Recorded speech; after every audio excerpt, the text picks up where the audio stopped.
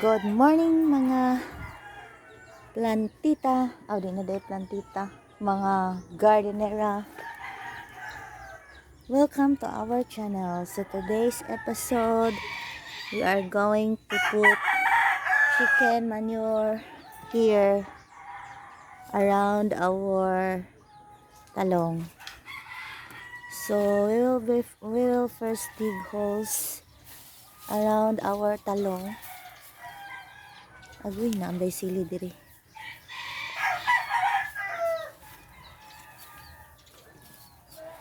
So we are digging holes around our talong.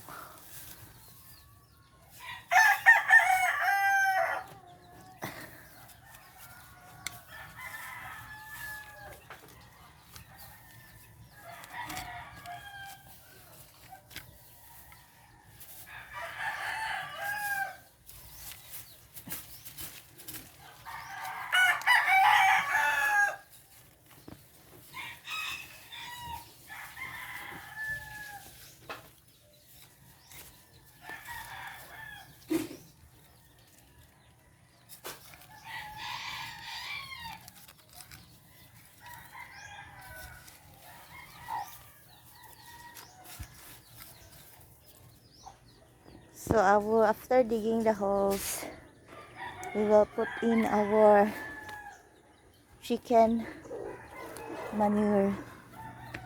So we have here 2 sacks.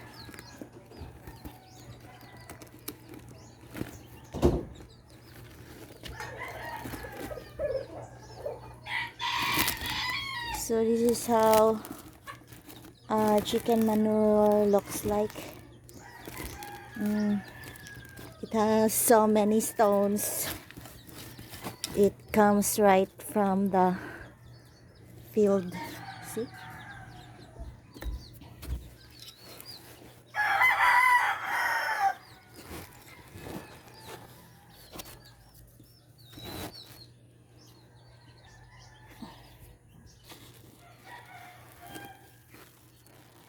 So here it goes. So we will put it inside the hole here.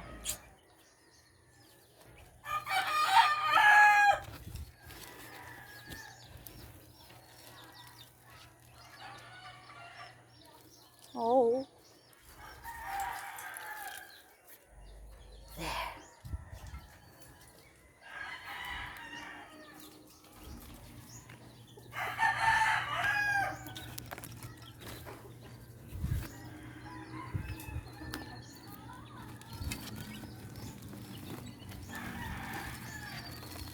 There are insects.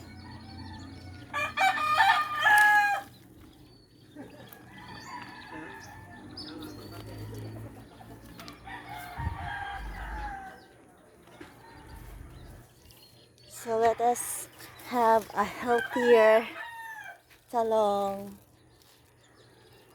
even during summertime.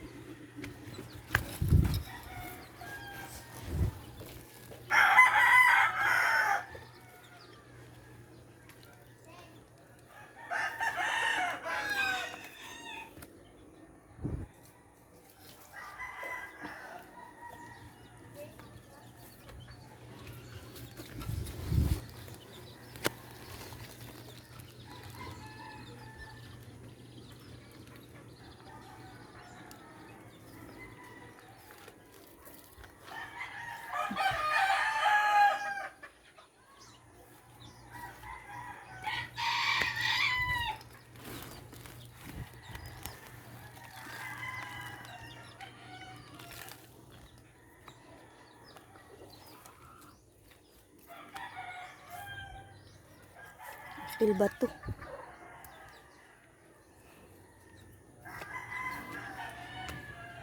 Daghan kay bato ilang chicken manure.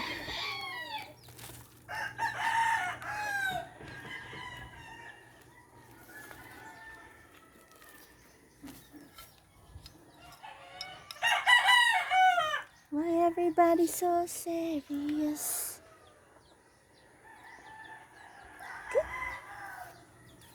Diba?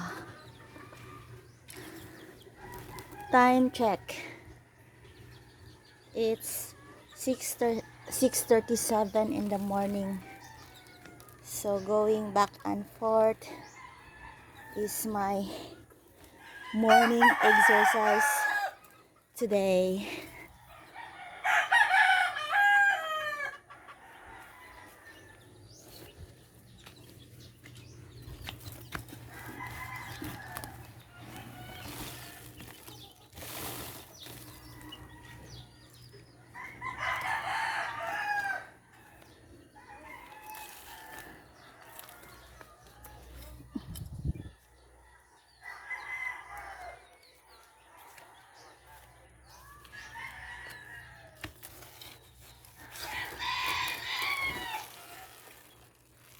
So if by next week matambok ni atong talong, this means that we are doing okay.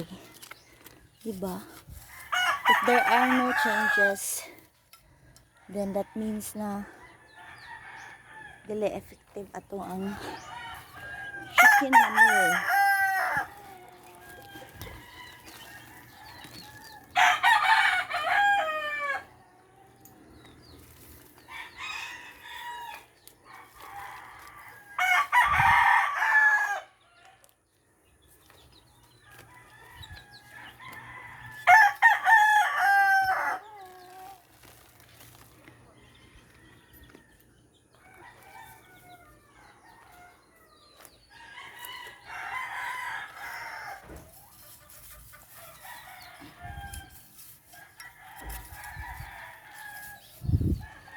So our talong is currently surrounded by the munggo.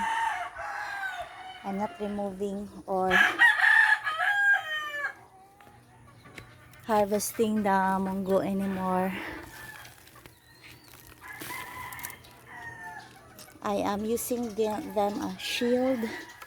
Well, at least they can do their work as a nitrogen fixer.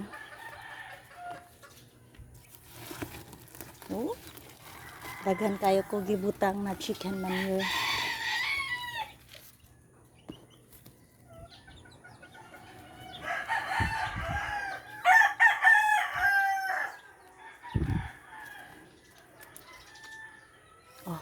Okay.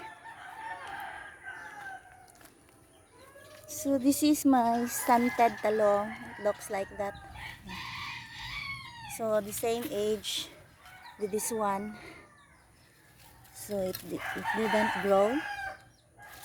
So I will try putting some manure and see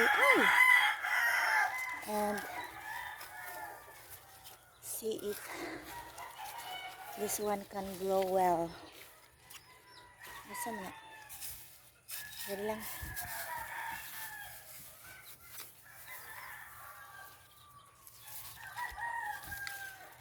So I put plenty of rice hull over here because I want the munggo to stand up with the help of rice hull. So the result, the rice hull is a bit too much. So let's dig another hole on the left side of the talong.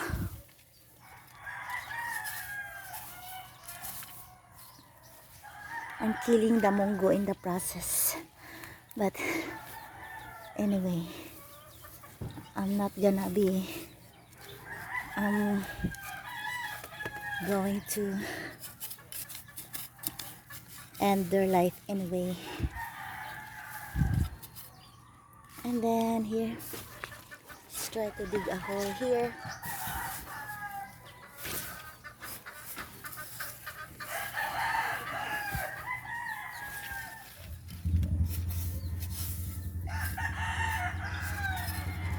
much rice hull. Maybe I'll start collecting rice hull, but because it's summer, I don't want to do that because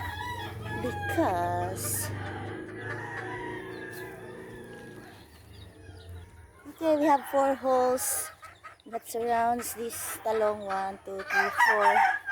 We will fill in.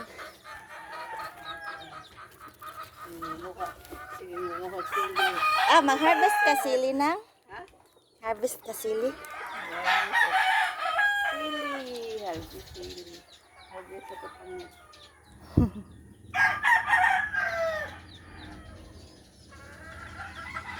Daot lang ang tanglad, no?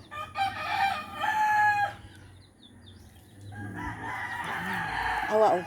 Iyang na-harvest tanglad daot. Kuan masad god nang ting init, no? Mao ni ko pag tangad, no?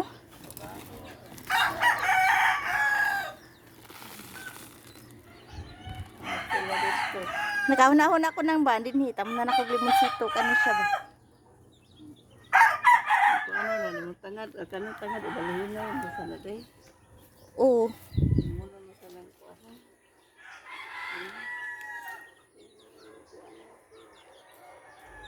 Balinan ako. Kita mo kabalinan. Okay raman sad ka ba? Unya na ako ibalhin kung mubaga na siya, oh.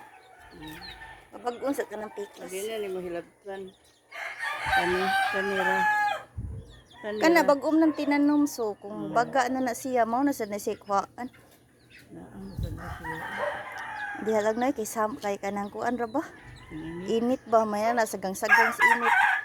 Kanira mo kam naglumonsito. Kani kana una ko. Or kadto dito tumoy na area dito ra ibutang limonsito.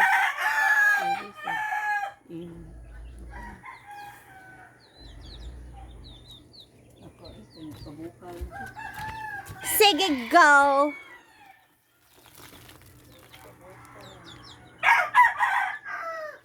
So we have visitors in our farm harvesting some of our kuan.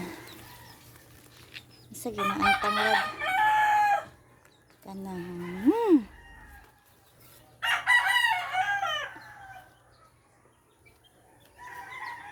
herbs day na herbs. Tanglad is an herb. Oh, bot-bot sad ko. Spices da. I think it's an herb.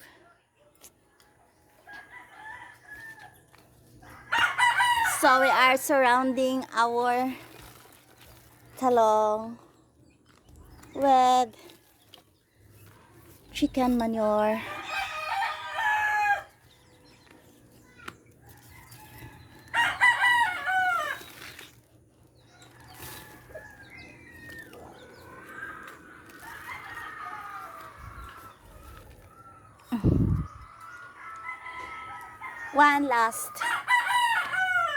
One last paralayas.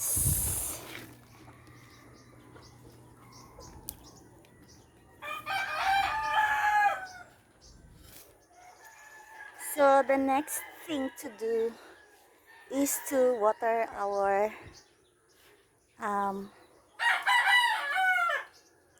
water the holes with the chicken manure, because according to some vlogger, we need to water them so that they can immediately mixed with the soil and be absorbed by the plant. So let's start watering our chicken manure.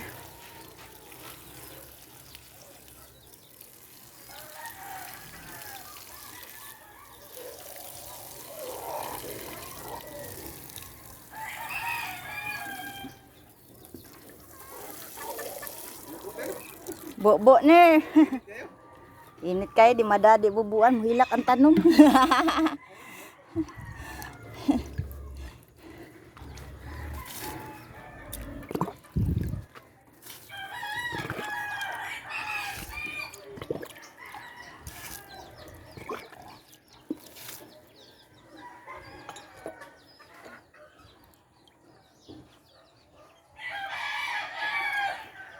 So yesterday morning, if you noticed, the ginger leaves are closed. But early in the morning, look at the leaves of the ginger. They are displaying its beautiful leaves, not hiding. So this afternoon, or when the sun is up, they will again hide their leaves. Oh, mga kagdaghan ha, daghan.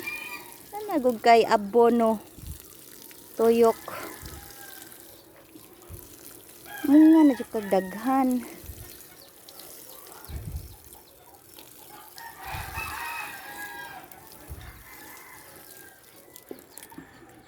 It's not about the money.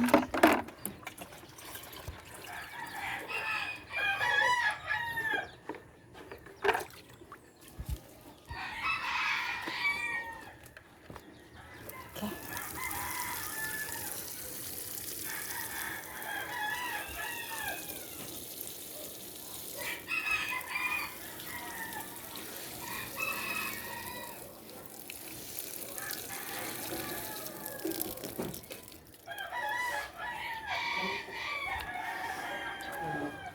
So, we are done with this one. So, we're done fertilizing our talong. We will check next week if there are improvements. This is the end of our video. Thank you for watching. Bye bye.